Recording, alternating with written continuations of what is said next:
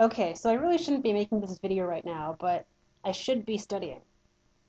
I get sidetracked, I try to make a quick video response, but anyways, just watched one of your videos, Kiliparrot, the one about how to train a bird not to bite you and how to rub his beak, etc., etc. Honestly, I'm baffled by the way you suggest to your viewers how to tame and handle a bitey bird. You said that the best way to get a parrot to like having his beak rubbed is to rub his beak even if he doesn't like it. In other words, you're telling people that the best way to train an animal is to be nice, is by forcing it to do something it does not want to do. Now, I need to ask, is this ethical? Let me give you an example. Say that child is screaming. You want them to stop. You have tried everything in your power to get them to stop, but in the end, the only way to stop them screaming is to put scotch tape over their mouth.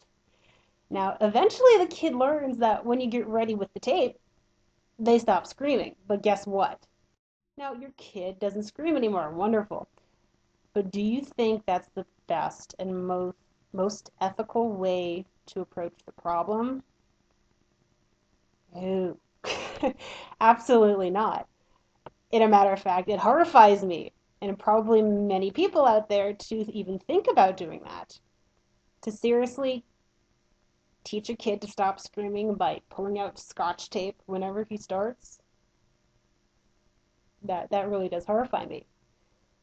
So anyways, to boil it all down into basics of behaviors for you and your willing viewers, what you use to teach your bird to stop biting, because it's the only place, his upper mandible is the only place where he cannot bite you. That is called negative reinforcement. This is also what is used to teach the child not to scream, along with a little bit of positive punishment, but the lines get a little bit blurred in applied behavior analysis. So if you did a little bit of research on ABA, you'll find that negative reinforcement is not the easiest, nicest, ethical, or even fastest way to teach an animal. Now, by far, the research really has conclusively shown that using wholly positive reinforcement and negative punishment. Now, remember, punishment does not equal bad. Punishment in applied behavior analysis just means to decrease the behavior. Reinforcement means to increase the behavior. So anyways, positive reinforcement and negative punishment are the nicest, most ethical, and fastest way to train any animal or child. Notice that I left out the word easiest because it takes a lot of effort on the teacher's part to be sensitive to the animal's body language and not to rush the animal when it may look like things are going really slow. Now, this might be why it is very common for ill-informed trainers or people to fall back on force-based methods of training, such as the only way the parrot can't bite you if you put it on his upper mandible. Oh my God. So, honestly, a better way to train the child would be to use positive reinforcement and negative punishment to reward the child when he's doing something productive and to remove attention or something he wants when he's being loud and annoying. This is a faster and much more ethical way to teach a child, or a parrot, in a matter of fact. Also, I suggest that a more ethical way to train a bird to accept his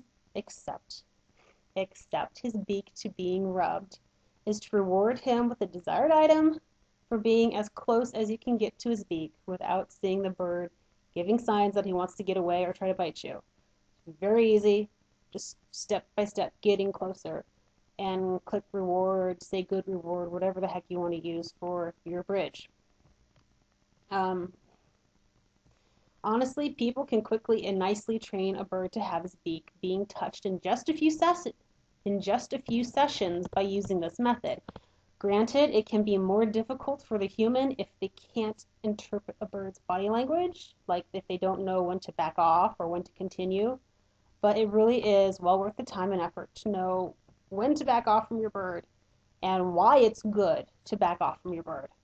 Now, I realize what that last statement does imply. Please don't stress it any further, as the research really is on my side, saying that by removing your hand from an animal when it does not want to be bothered really is the best training move a person can make.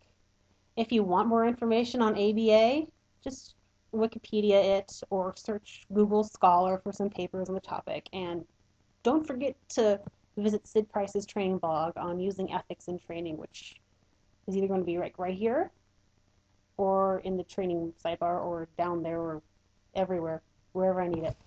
I'm not criticizing you, Kiliparrot. I'm criticizing the methods you are using. I grant that you are a smart person and you want what's best for your bird. But this is just what I have learned throughout the years. I have gone through the same stepping stones, roadblocks, and I have the scars to prove it. I used to be a very forceful, very mean, and very bad trainer. But through a long process, I have come to the conclusion that this way is a lot easier and a lot faster and a lot more ethical. So I hope you enjoyed that. Sayonara.